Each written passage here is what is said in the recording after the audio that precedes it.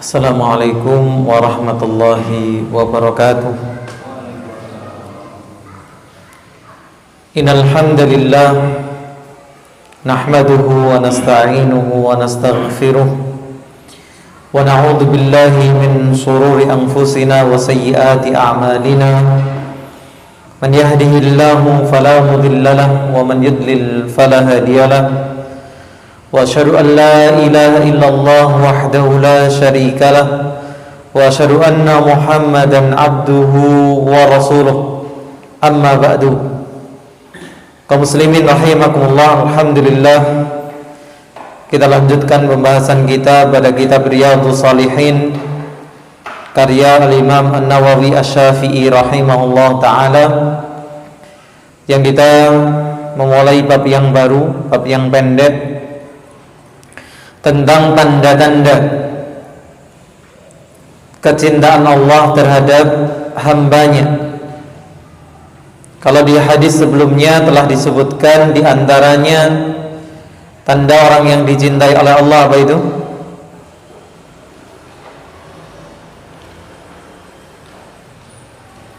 Apa hadis sebelumnya? Orang yang menjaga kewajibannya dan menambahkan yang wajib dengan perkara yang sunnah. Di hadis berikutnya masih dari sahabat yang sama, sahabat Abu Hurairah radhiyallahu anhu, dari Nabi sallallahu alaihi wasallam, beliau bersabda, "Idza ahabballahu ta'ala al-'abda," jika Allah telah mencintai seorang hamba, nada Jibril, maka Allah akan memanggil malaikat Jibril. Kemudian Allah mengatakan, innallaha ta'ala yuhibbu fulanan fa'ahbibhu fayuhibbuhu Jibrilu. Kemudian Allah mengatakan, sesungguhnya Allah Ta'ala telah mencintai fulan, maka cintailah si fulan tadi. Maka Jibril pun mencintai hamba tadi. Fayunadi fi ahli sama. Kemudian Jibril memanggil, menyeru pada penduduk langit. Siapa penduduknya langit? Para malaikat. Innallaha yuhibbu fulanan fa'ahibbuh. Sesungguhnya Allah mencintai fulan, maka cintailah oleh kalian si fulan itu. Fayuhibbu ahlus sama.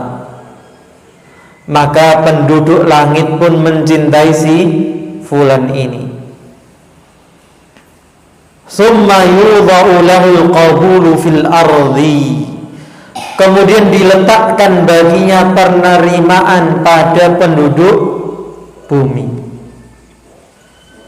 Berarti dari hadis ini kita mendapatkan ciri yang lain. Apa cirinya orang yang dicintai oleh Allah?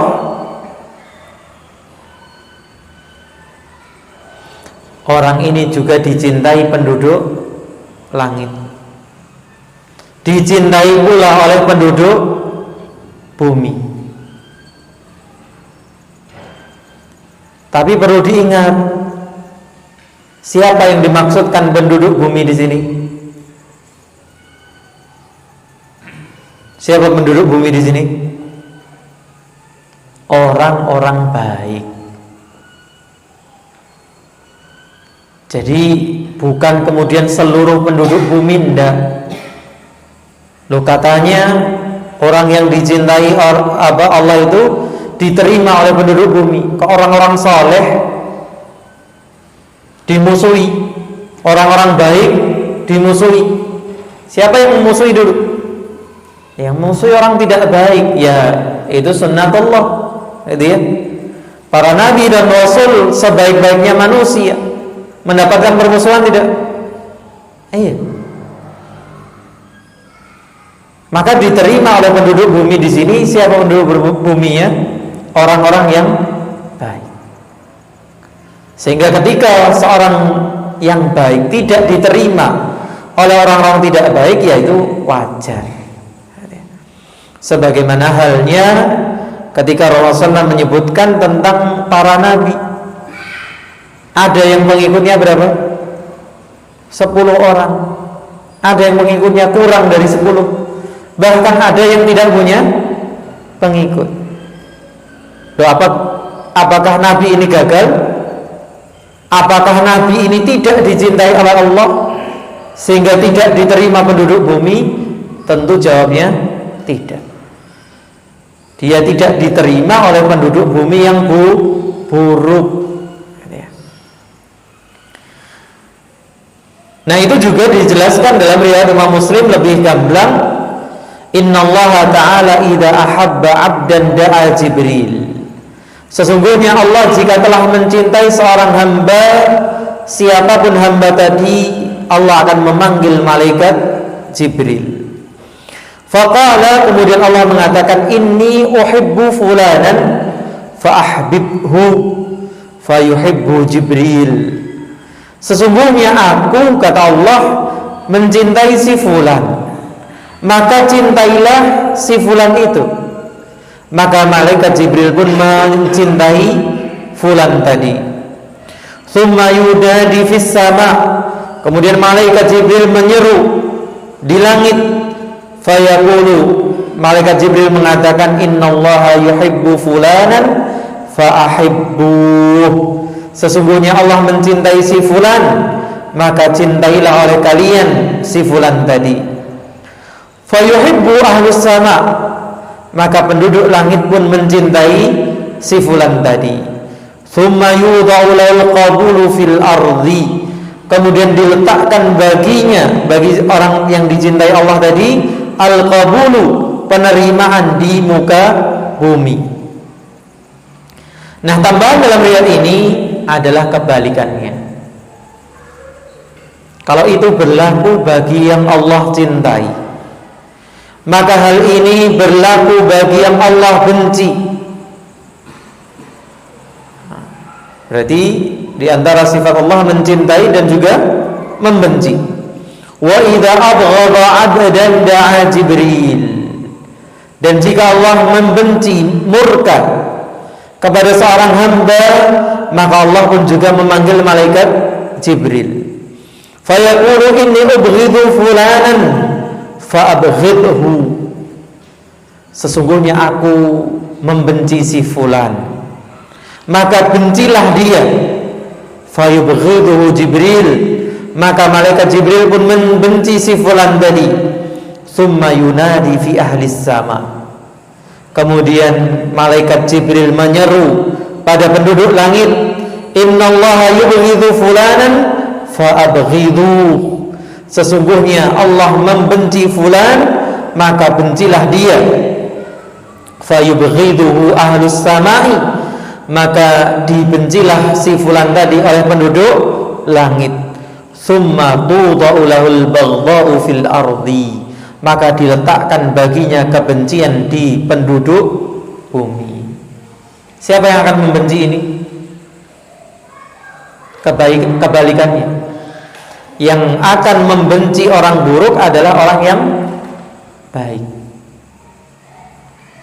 meskipun followernya meskipun penggemarnya jutaan. Itu ya, artis, bintang film, gitu ya, sudah profesinya buruk, kafir lagi, ada pengikutnya enggak? Oh, banyak. Followernya di media sosial jutaan, puluhan juta. Lu katanya apa? Diletakkan kebencian. Ya, diletakkan kebencian pada orang yang baik, meskipun dicintai, dielu-elukan, diidolakan. Siapa yang mengidolakan? Lihat orang yang buruk. Maka sebenarnya dia dibenci oleh Allah, dibenci oleh para malaikat. Maka lagi-lagi hadis yang seperti ini menjelaskan kepada kita bahwa kita ini diberi pilihan untuk menjadi orang baik atau menjadi orang yang buruk. Tidak benar apa yang diklaim oleh Jabariyah, bahwa kita ini terpaksa jadi orang baik itu terpaksa, jadi orang buruk itu terpaksa. Enggak. Karena sebelum kebaikan terjadi, sebelum keburukan terjadi, kita tidak tahu apakah yang terjadi itu kebaikan atau yang terjadi keburukan. Tapi sudah dijelaskan sejelas-jelasnya seperti ini. Kalau kamu mau menjadi orang baik,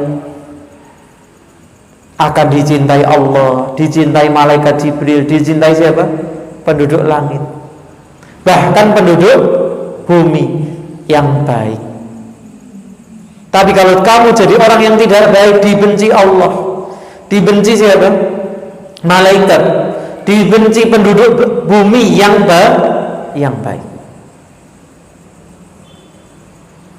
Maka kita punya pilihan untuk jadi orang baik atau jadi orang yang tidak baik.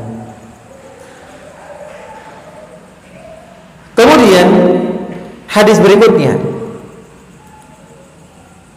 dari Ummul Mukminin Aisyah radhiyallahu anha, anna Rasulullah sallallahu ba'atha rajulan ala sariyatin, bahwa Rasulullah sallallahu mengutus orang laki-laki memimpin sariyah, pasukan kecil. Dan ini pentingnya adanya pemimpin. Kita tahu dalam safar disunnahkan adanya pemimpin, apalagi pasukan seperti ini. Lebih-lebih orang yang banyak seperti ini. Gak mungkin manusia hidup tanpa adanya kepemimpinan. Oleh karenanya itu Islam mengatur bagaimana interaksi antara rakyat dengan pemimpinnya. Nah, ini yang harus kita cermati, kita harus perhatikan. Fakana yaqra'u li ashabihi fi salatihim. Nah, si amir ini, si pemimpin ini membaca untuk para sahabatnya di dalam salat mereka. Ini yang ideal. Namanya pemimpin itu juga pemimpin dalam urusan dunia, tapi juga urusan agama. Sehingga ketika terbunuh siapa? Sahabat Umar, dalam keadaan jadi imam salat subuh. Ya, karena beliau sebagai khalifah, pemimpin yang paling berhak jadi imam. Demikian pula sahabat Ali ketika berangkat salat subuh, ketika mengingatkan manusia untuk bangun. Nah, kemudian yang terjadi setiap kali si amir ini, si pemimpin ini, komandan ini jadi imam salat, fayahtimu bikul huwallahu ahad. Dia selalu menutup bacaan salatnya dengan kul huwallahu ahad. Ini dipahami dua pemahaman. Menutup itu setiap akhir surat atau setiap akhir rakaat yang ada bacaan suratnya, berarti rakaat kedua. Tapi dipahami juga dari keterangan Syekh Salim Ibn Aid Al-Hilali di sini, setiap rakaat. Jadi setiap rakaat itu baca surat, terus endingnya, penutupnya Qul huwallahu ahad. Falamma raja'u dzakaru dzalika li Rasulillah SAW. Ketika mereka pulang, mereka menyebutkan hal itu kepada Rasulullah SAW. Nah, ini yang juga salah satu poin kaitannya interaksi antara anak buah dengan pemimpin, rakyat dengan pemimpin. Apa yang tersirat di situ? Bahwa pasukannya sebenarnya ada tanda tanya. Kok amben-amben, kok tiap-tiap baca surat mesti baca Al-Ikhlas. Tapi protes itu tidak dilakukan dalam safar. Protes itu tidak dilakukan kepada si komandan langsung. Kenapa diterangkan oleh Syekh Salim Ibn Id Al-Hilali di sini? Inilah cara menjaga stabilitas pasukan. Orang namanya dalam safar itu cenderung apa? Capek. Orang capek cenderung emosional. Kalau perdebatan itu dilakukan dalam keadaan safar, lebih cenderungnya akan terjadi apa? Perselisihan. Dan misi yang akan dituju kemungkinan akan gagal karena mereka saling berselisih. Kemudian yang kedua, kalau ada hal yang terjadi seperti ini dan ada pimpinan yang lebih tinggi, adukan itu pada pimpinan yang lebih tinggi. Di sini komandan ini punya pimpinan yang lebih tinggi, siapa? Rasulullah SAW. Atau kalau ada permasalahan, adukan kepada yang lebih berilmu. Karena ketika kita berdiskusi, berdebat dalam level ilmu yang sama, seringkali apa? Debat kusir. Lah mentoknya ilmunya di situ, tidak ada penengah. Maka sikap yang dipilih oleh para sahabat itu menunggu sampai mereka pulang, ada di hadapan Rasulullah SAW, baru cerita yang dirasakan. Faqala, maka Rasulullah SAW bersabda, saluhu li ayyi syai'in yasna'u dzalik. Tanyakan kepadanya, untuk apakah dia berbuat yang demikian itu. Maka di sini ada yang tersirat juga. Apa yang tersirat? Bahwa Rasulullah SAW tidak mengetahui perkara gaib. Kalau Rasulullah tahu perkara gaib, nggak perlu bertanya apa maksud tujuan orang tersebut. Tapi beliau menyuruh ditanyakan. Yang kedua, apa lagi yang tersirat di sini? Pentingnya tatsabbut dan tabayyun. Karena kadang orang melakukan sesuatu yang salah menurut kita, ternyata dia punya tujuan baik. Gitu ya. Dan kadang ini juga yang terjadi pada anak-anak kita. Yang seringkali saya gitu ya, sebagai orang tua, saya mengatakan kita itu melibatkan antum. Saya gitu ya, itu sering salah paham. Melihat anak berbuat salah langsung maunya dimarahi. Ternyata ya karena ketidaktahuan dia punya niat yang baik sebenarnya. Salah satu momen yang teringat sampai sekarang, itu sering jadikan bahan diskusi dengan istri, adalah ketika yang barep itu usia berapa? 4 tahunan mungkin atau 3 tahunan. Adiknya bayi. Suatu ketika apa? Ditutupi bantal adiknya yang bayi. Ya kita yang melihat apa? Adiknya ditutupi bantal iso mati kan itu. Akhirnya kita ambil. Ternyata setelah kita tanya, kenapa adiknya kok ditutupi bantal? Mau tak ajak kuda-kudaan. Dia punya niat baik, mau ngajak main adiknya. Cuman akalnya, kemampuan berpikirnya ya baru sampai di situ. Dia tidak tahu kalau menutupi adiknya dengan bantal itu bisa membahayakan. Nah, kadang kita mengambil kesimpulan tanpa apa? Tabayun, tanpa bertanya. Maksudmu apa? Tujuanmu apa? Sehingga apa hasilnya? Salah kesimpulan, salah dalam bertindak. Dan ini banyak Rasulullah SAW itu melakukan seperti ini. Peristiwa itu ditanya dulu, kenapa? Benarkah kamu yang mengatakan, misalnya kejadian beberapa orang yang datang kepada istri Rasulullah SAW menanyakan apa? Ibadahnya Rasulullah SAW. Kemudian satu mengatakan tidak akan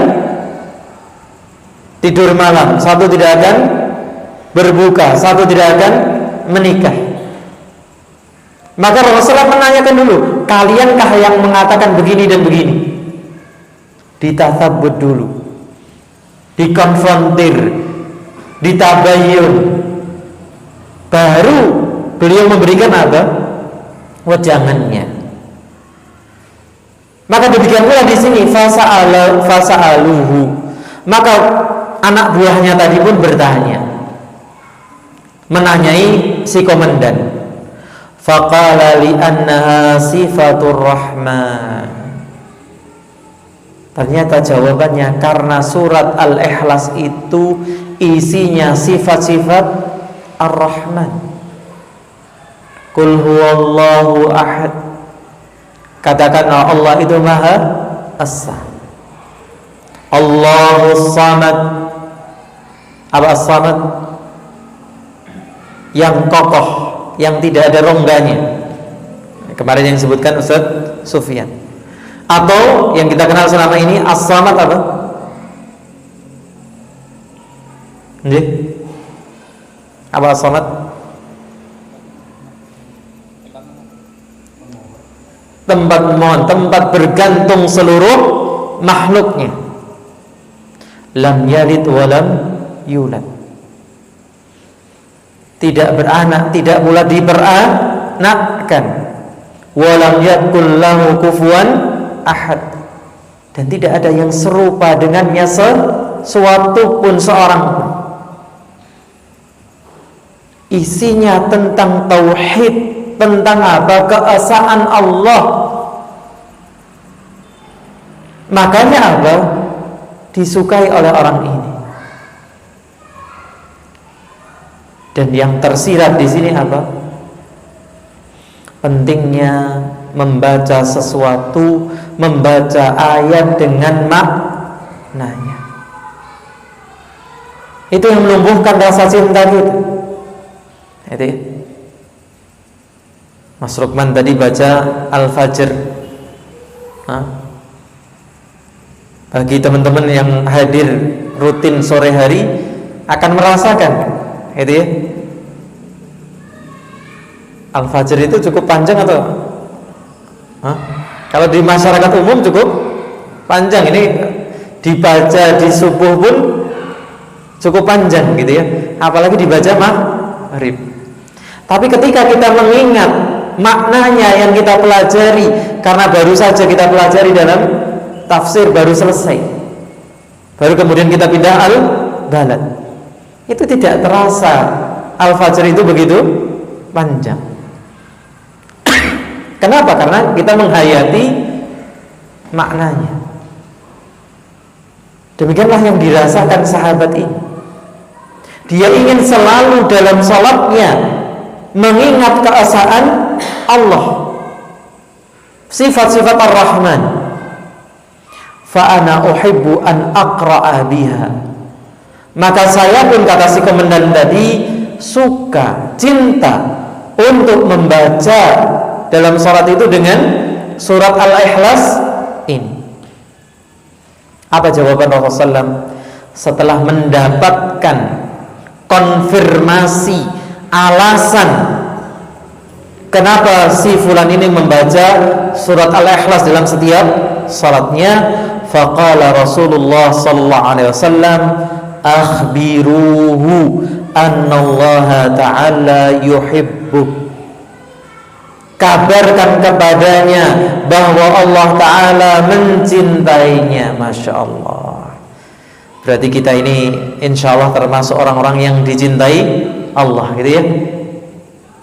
Karena setiap kali salat sunnah, salat Al-Ikhlas ya, andalannya sama ya, sama bacaannya, iya, sama bacanya, tapi sama maknanya apa tidak?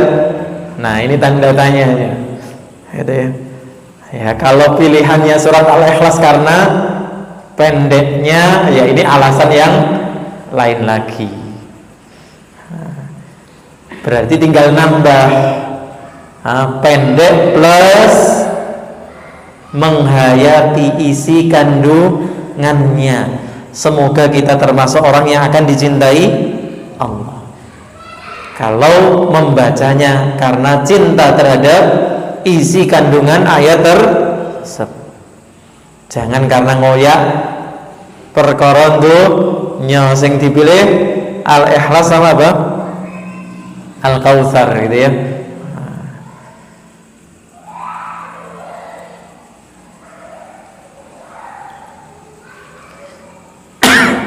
Kemudian pelajaran lain yang bisa kita ambil di sini, kita tidak boleh meremehkan amalan sekecil apapun. Ternyata bacaan surat yang pendek yang disertai pemahaman bisa mendatangkan cinta Allah Subhanahu wa ta'ala. Ya apalagi kalau kita bacanya surat yang panjang plus dipaham. Tapi kalau pilihannya adalah membaca surat yang pendek tapi bisa dipahami dengan surat yang panjang tapi tidak dipahami. Nah, ini yang saya pribadi, gitu ya, lebih memilih yang kedua. Di antara sebabnya juga kisah sahabat Mu'adz bin Jabal. Ketika baca dalam sholatnya surat yang panjang, akhirnya apa? Ada yang keluar dari shaf kemudian sholat sendiri. Apa alasannya dia sholat sendiri? Karena ada hajat dunia yang harus dia tunaikan, sehingga apa? Dia milih medot dalan. Nah, wallah alam, kalau itu hajat dunianya, dipersalahkan sahabat Mu'adz baca surat yang panjang. Nah, bagaimana dengan hajat akhirat? Apa hajat akhirat? Hajat akhirat makmum itu bisa khusyuk dalam sholatnya. Nah, supaya makmum bisa khusyuk dalam sholatnya, mestinya imam ikut membantu. Gimana cara membantunya? Gimana caranya si imam membantu makmum agar khusyuk dalam sholatnya? Bacalah surat yang kiranya makmumnya hafal.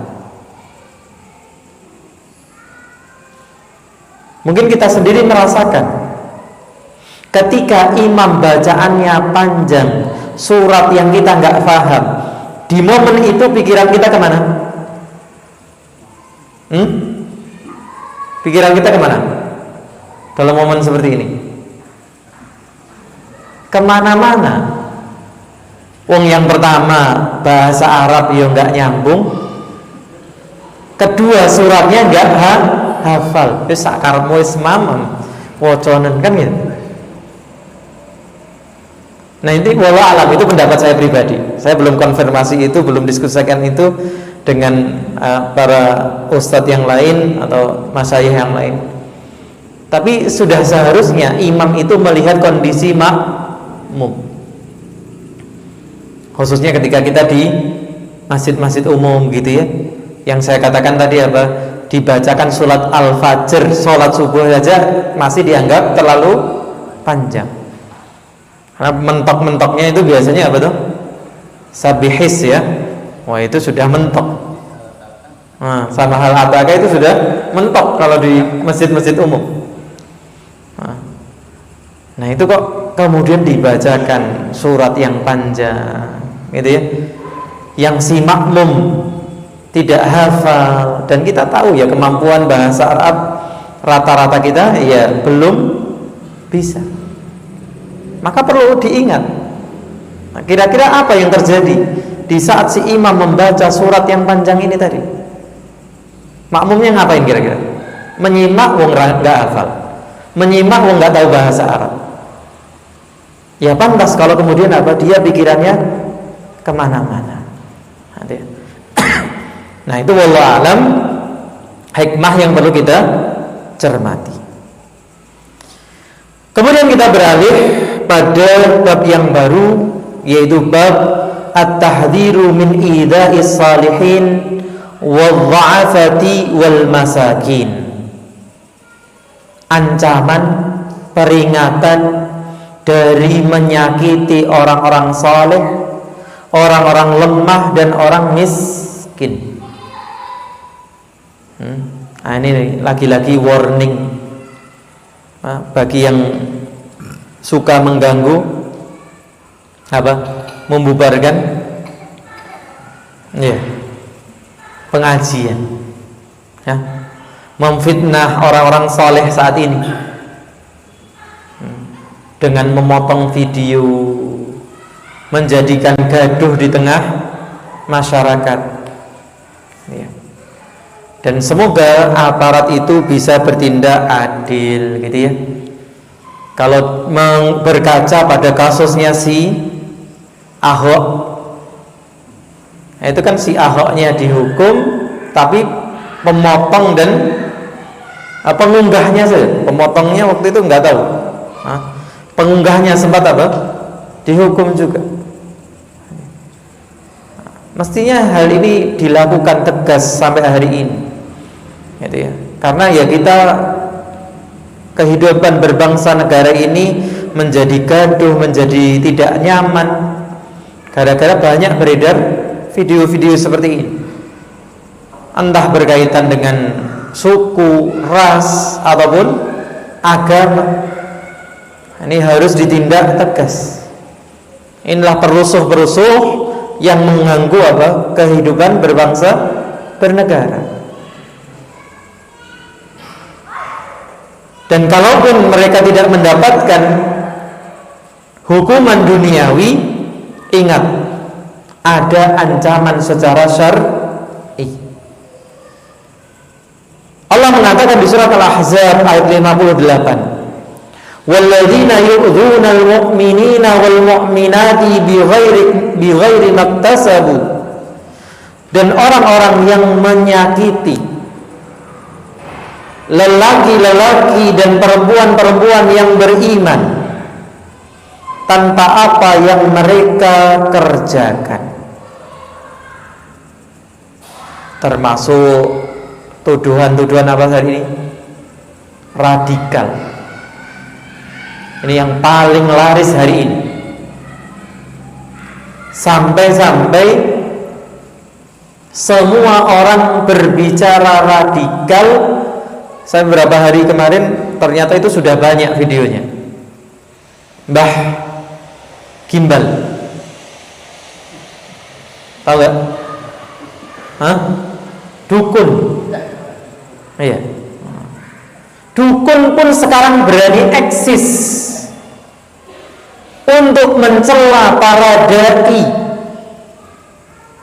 mengatakan apa? Sebelum datang doktrin-doktrin asing itu, ya kamilah yang mendatangkan pertolongan. Sampai datang doktrin-doktrin asing itu mengatakan dukun musyrik, maka kita harus lawan radikalisme. Masya Allah.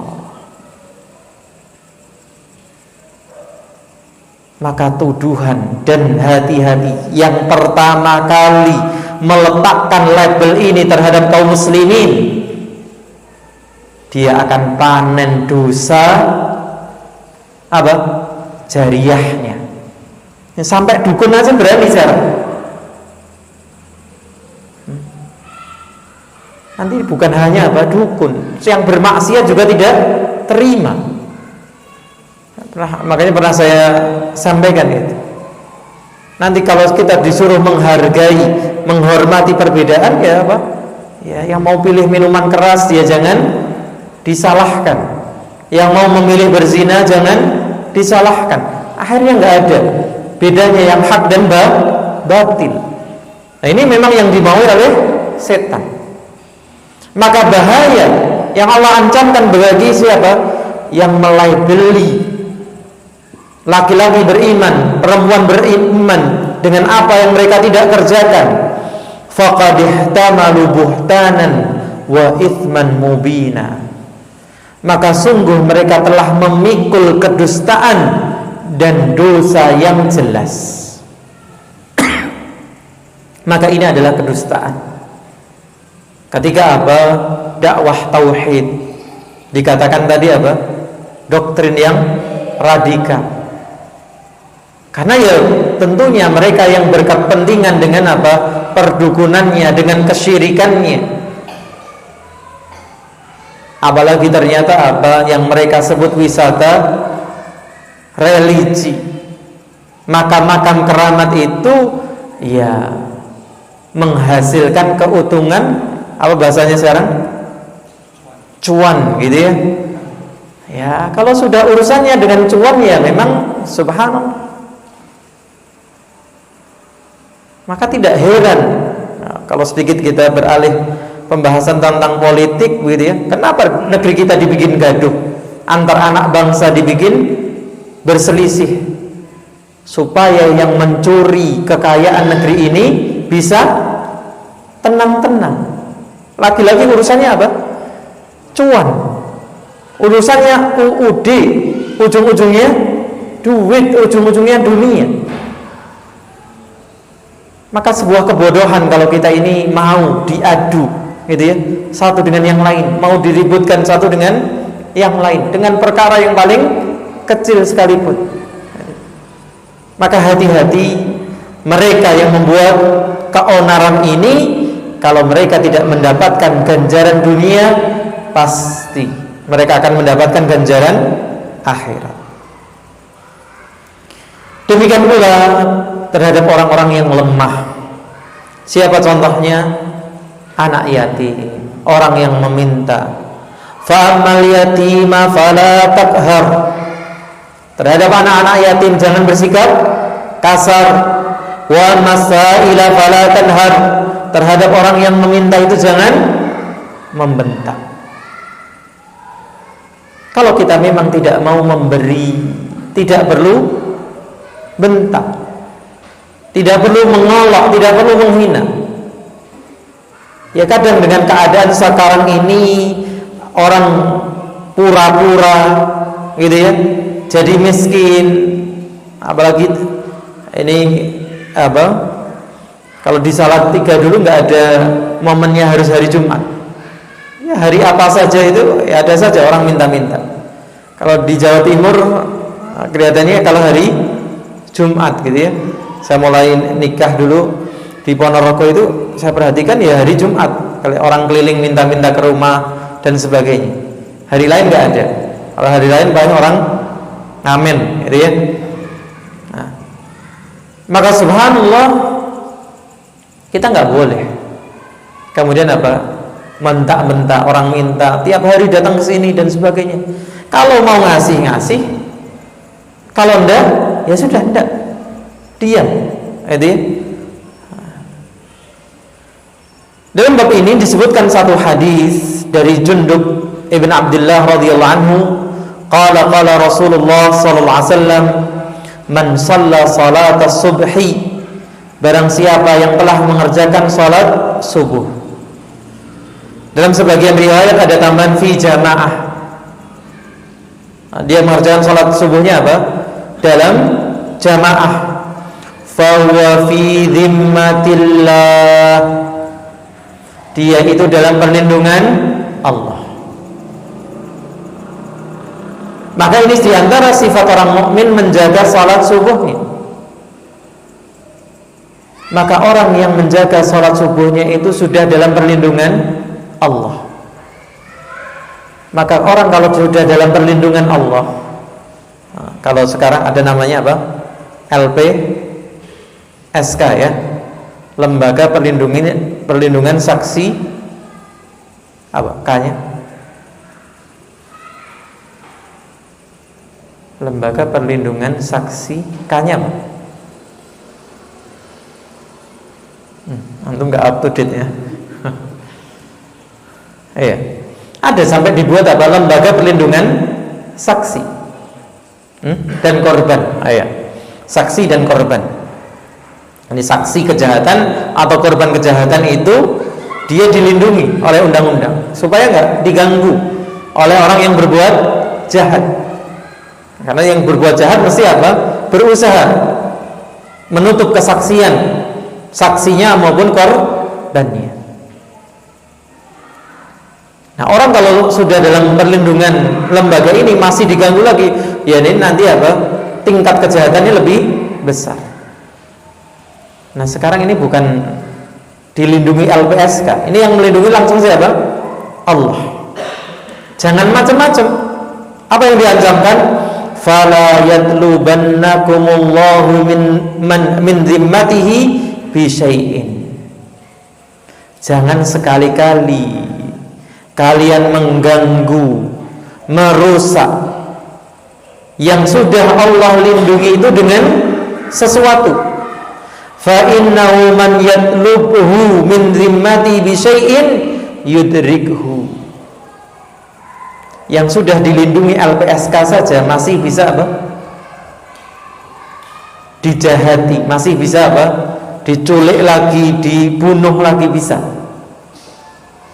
Tapi kalau ini jangan macam-macam terhadap yang sudah dilindungi Allah, pasti kena. Allah pasti bisa mendapati orang yang mengganggu orang-orang beriman. Tsumma yakubbahu ala wajhi fi nari jahannam. Dan kalau orang sudah didapatkan oleh Allah, Allah akan membalikkannya di atas wajahnya, kemudian diseret ke dalam api jahannam. Maka ini ancamannya. Entah dia seorang yang kafir atau orang yang masih mengaku muslim, jangan sampai mengganggu orang-orang beriman, apalagi dia dalam perlindungan Allah Subhanahu wa ta'ala. Wallahu ta'ala alam. Ini yang bisa kita baca. Semoga bermanfaat. Kurang dan lebihnya saya mohon maaf. Jazakumullahu khairan telah menyimak. Wa sallallahu ala nabiyyina Muhammadin wa ala alihi wa sahbihi ajma'in. Subhanakallahumma wa bihamdika asyhadu an la ilaha illa anta astaghfiruka wa atubu ilaik. Assalamualaikum warahmatullahi wabarakatuh.